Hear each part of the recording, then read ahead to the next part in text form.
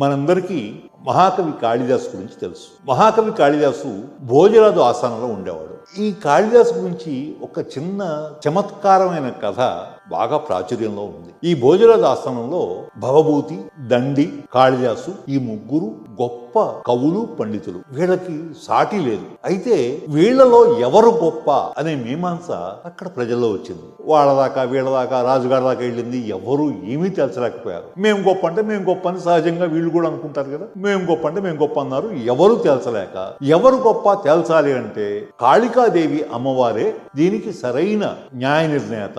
అమ్మవారినే మనం అడుగుదామని అమ్మవారి దగ్గరికి వెళ్ళి అమ్మవారిని ప్రార్థించారు. కాళిదాసు అంటే అమ్మవారి మానసపుత్రుడు, అమ్మవారికి బాగా ఇష్టమైన వాడు. కాళిదాసు ప్రార్థించేసరికల్లా అమ్మవారు ప్రత్యక్షమయ్యారు. మా ముగ్గురులో ఎవరు గొప్ప అని అడిగారు. అడిగేసరికల్లా కాళికాదేవి కవిర్దండి కవిర్దండి భవభూతిస్తు పండిత అంటే దండి మహాకవి, భవభూతి గొప్ప పండితుడు అని. కాళిదాసుకు మతిపోయింది. ఇదేంటి, అమ్మవారి మానసపుత్రుణ్ణి, అమ్మవారి ఆరాధించిన వాడిని నేను ప్రార్థిస్తే అమ్మవారి ప్రత్యక్షమైంది, నన్ను వదిలేసి భవభూతిని దండిని గొప్పవాడని చెప్తుందేంటి అనేసి ఆయనకి కోపం వచ్చింది. ఎంత కోపం వచ్చింది, చిరెత్తుకొచ్చేసింది. ఉచ్చ నీచాలు మర్చిపోయాడు.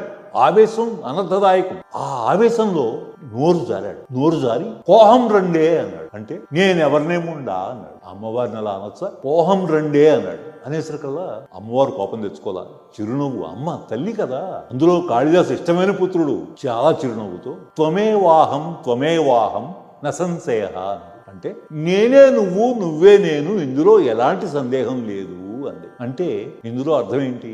నేను ముండనైతే నువ్వు కూడా ముండవేరా అని. అది మామూలుగా చమత్కారంగా అనుకుంటే, కానీ అసలు అర్థం ఏంటంటే నేను న్యాయ నిర్ణేతగా వస్తున్నాను, నేను న్యాయ నిర్ణేతగా ఉన్నాను, నేను ఎంతటి దాన్నో నువ్వు కూడా నా అంతటి వాడివి, ఇందులో ఎలాంటి అనుమానం లేదు. నీ తర్వాతే ఎవరైనా, అందుకనే నిన్ను లెక్కలో వేసుకోలేదు, నీ తర్వాతే ఎవరైనా అని.